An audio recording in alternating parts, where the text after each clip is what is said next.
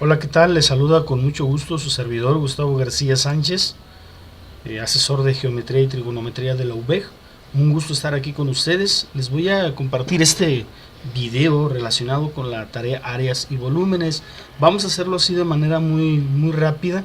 Ya les compartí la lectura correspondiente y el video es únicamente para precisar algunos detalles que se pudieran confundir, que no se pudieran entender. Voy a tratar de ir avanzando rápidamente en cada uno de los ejercicios. Son ejercicios similares a los que ustedes van a encontrar en esta primera tarea. La pregunta número 1. Si dos ángulos son opuestos por el vértice y uno mide 127.45 grados, ¿cuánto medirá el otro? La respuesta muy sencilla es 127.45 grados. Recuerden que dos ángulos que son opuestos por el vértice son iguales. En este caso, el ángulo CEB es igual en cuanto a magnitud que el ángulo AED. Estos dos ángulos son iguales por ser opuestos por el vértice. Entonces van a medir lo mismo. De la misma manera, el ángulo BED vale lo mismo que el ángulo CEA. Muy sencillo. Entonces, si son opuestos por el vértice, su valor es el mismo. Calcula la suma de los ángulos interiores de un pentágono. Aquí tenemos un pentágono y nos piden esta suma, la suma de estos ángulos. Yo aquí ya les estoy mencionando el valor de cada ángulo, es de 108, pero nos piden la sumatoria total. ¿Cómo la van a obtener? Con una pequeña fórmula. Aquí las respuestas son 540 grados, pero ¿cómo lo van a obtener? Recuerden que la suma de los ángulos interiores de un polígono regular se calcula con la fórmula 180 que multiplica n menos 2, donde n es el número de lados del polígono. En este caso el polígono mide 1, 2, 3, 4 y 5 lados. Entonces basta con sustituir aquí en n el valor de 5. Entonces suma de los ángulos interiores del pentágono igual a 180 que multiplica n menos 2. N vale 5 por ser 5 lados. Primero hacemos la operación que está dentro del paréntesis, esta de aquí. 5 menos 2 es igual a 3 y lo multiplicamos por 180 y el valor total nos da 540. De hecho, si ustedes suman estos 180 más 108 más 108 grados más 108 más 108 y más 108 les da un valor total de 540 grados. Muy sencillo, ¿verdad? La número 3, calcula la suma de los ángulos interiores de un heptágono. Ahora tenemos un heptágono, una figura, un polígono regular formado por 7 lados. 1, 2, 3, 4, 5, 6 y 7. Pues basta únicamente con sustituir en n igual a 7 en la fórmula que habíamos comentado. 180 por n menos 2. N ahora vale 7. 7 menos 2 serían 5 por 180. Y la suma total de estos ángulos, de los ángulos interiores, corresponde en este caso a 900 grados. Muy sencillo. Paso a la siguiente figura. Calcula el área de un pentágono si su apotema es igual a 4 centímetros y cada uno de sus lados tiene una longitud de 5 centímetros. El apotema es el segmento que va del centro de cualquiera de los lados del pentágono, en este caso, hacia el centro de esa figura. Este es el apotema y nos dicen que mide 4 centímetros y cada uno de los lados mide 5 centímetros. Entonces nada más los vamos a sustituir esos datos en esta fórmula. Área igual a perímetro por apotema sobre 2. El perímetro, recuerden, corresponde a la sumatoria de las longitudes de todos los lados. 5 más 5 más 5 centímetros más 5 centímetros y más 5 centímetros. Y el apotema vale 4 en este caso. Entonces sumamos 5 más 5 más 5 más 5 más 5 son 25 centímetros. Lo multiplicamos por el apotema, 4 centímetros, lo dividimos entre 2. Hacemos la multiplicación que se encuentra en el numerador. 25 por 4 son 100. Centímetros por centímetros equivale a centímetros cuadrados. 100 entre 2 son 50 centímetros cuadrados. Esa es el área de este pentágono, de acuerdo con estos datos. Ustedes van a hacer algo similar a ese problema. Pasamos al número 5. Triángulo que posee dos lados iguales y uno desigual. La respuesta es el isósceles. De acuerdo a la longitud de los lados, los triángulos se clasifican en isósceles, escalenos y equiláteros. Los Equiláteros son aquellos que todos sus lados son iguales, sus tres lados tienen la misma longitud. El isósceles, sus dos de sus lados son iguales y un lado desigual. Y el escaleno, sus tres lados tienen longitudes diferentes.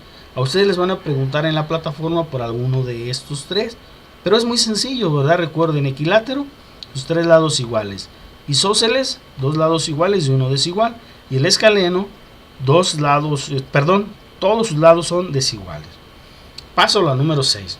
Calcula el área de un trapecio si su base mayor mide 10 centímetros, la base menor 8 centímetros y su altura 10. En un trapecio tenemos esta base que es la base mayor, base menor y esta de aquí es la altura. El área de un trapecio se determina con la fórmula base mayor más base menor entre 2 por la altura, donde A es el área del trapecio, B es la base mayor, aquí hay un error, es B minúscula, B es la base menor y H es la altura, aquí también es H minúscula. Entonces nada más voy a sustituir aquí base mayor 10 más base menor 8 entre 2 y lo multiplico por la altura, que es esta de aquí, corresponde a 6. 10 más 8 son 18 centímetros, entre 2, 9 centímetros. 9 por 6 nos da 54 centímetros por centímetros, centímetros cuadrados. Entonces son 54 centímetros cuadrados. Como pueden ver es muy sencillo, ¿verdad? Calcular el área de estas figuras. Permítanme.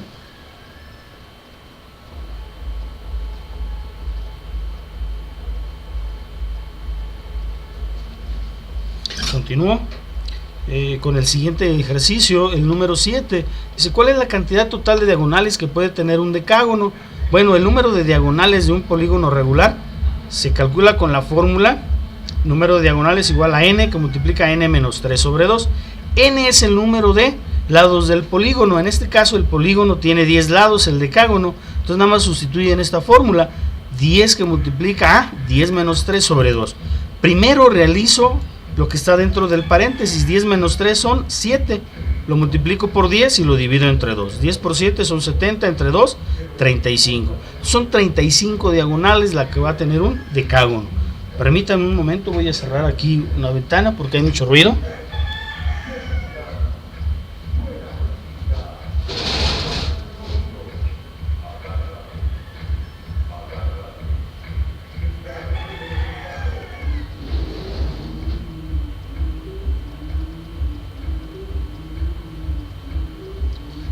Continuamos aquí con ustedes. Completa el siguiente planteamiento. Dice, ¿cuál es el valor del ángulo X? Sin embargo, pues nos dan algunos datos. Aquí tenemos dos paralelas que son cortadas aquí por una recta y se obtiene una serie de ángulos que tienen ciertas características. Los ángulos, el ángulo X se llama alterno externo con el de 120 grados y estos ángulos son iguales. Por lo tanto, aquí el ángulo X tiene la misma magnitud que el de 120 grados. La respuesta es 120 grados. Este ángulo que les muestro aquí con el cursor, por ser opuesto por el vértice con este, también son iguales. Estos dos ángulos, lo que les estoy mostrando aquí con el cursor, este es opuesto por el vértice con este de aquí, son iguales. Los alternos externos son iguales. Los alternos internos, alternos que están alternando a esta recta, ¿verdad? Alternos internos son iguales también. Entonces aquí muy sencillo. Siguiente, ¿cuál es el valor del ángulo Y de este ángulo? Pero nos dan aquí su adyacente que vale 80 grados. Recuerden que los ángulos que son adyacentes son correspondientes y van a medir 180 grados. Es decir, el ángulo Y más 80 mide 180 grados. Entonces de esa manera puedo yo, con una resta, puedo conocer el valor del ángulo Y. Entonces aquí muy sencillo, la respuesta es 100, porque este ángulo mide en total 180 grados, pero ya sé que su adyacente vale 80, por lo tanto el ángulo Y pues va a medir 100. Siguiente, calcula el área del siguiente prisma. Tenemos aquí el prisma que se observa en la figura, pero observen que este prisma en la base tiene un polígono regular que es un pentágono.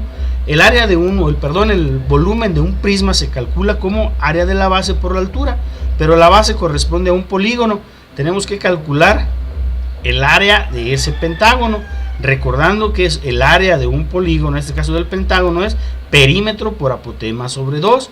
El perímetro aquí, ¿cómo lo vamos a calcular? Nos dan la longitud de cada lado, 8 centímetros, nos dan la longitud del apotema 5 y la altura del prisma de 10.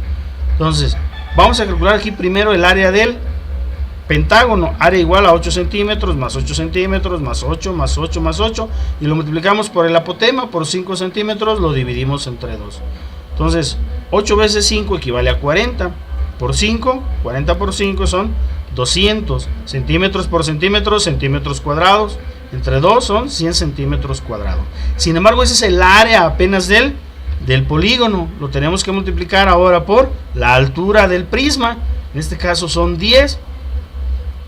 Volumen es igual a área de la base por la altura, área de la base 100 centímetros cuadrados por 10 son 1000 centímetros cuadrados, 1000 centímetros cúbicos, perdón, el volumen. Siguiente, 11, convierte pi sobre 4 a grados sexagesimales. Aquí es muy importante que ustedes, cuando vean esta notación de pi, hace referencia a pi radianes, y debemos recordar que pi radianes vale 180 grados, por lo tanto, pi equivale a pi radianes, pero pi radianes son 180 grados entre 4, 180 entre 4 nos da 45.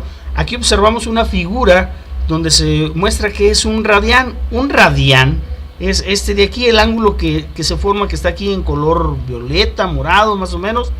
Este es un radián y es el ángulo que se forma cuando la longitud del radio, recuerden, el radio es un segmento que va del centro de la circunferencia a cualquiera de sus puntos. Cuando esa longitud, esa misma longitud la trasladamos a la circunferencia, entonces aquí se nos va a formar un ángulo y a la abertura de ese ángulo se conoce como un radián. Entonces aquí tendríamos un radián. Si aquí formamos otra abertura similar de longitud igual al radio, pues aquí tendríamos otro radián, un segundo radián, y aquí tenemos un tercer radián. ¿Sí me explico? Aquí tenemos ya 3 radianes, pero recuerden que este ángulo, el que está señalado aquí en color verde, mide 180 grados. Por lo tanto, podemos observar que esos 180 grados son un poquito más de 3 radianes. En realidad equivalen a 3.1416, equivalen al valor de pi. Es decir, esta longitud cabe aquí, la longitud del radio cabe 3 veces aquí en la circunferencia, en la mitad de la circunferencia, cabe 3.1416, cabe el valor de pi, el radio. Recuerden que el diámetro cabe ese valor, precisamente pi, el diámetro en toda la circunferencia.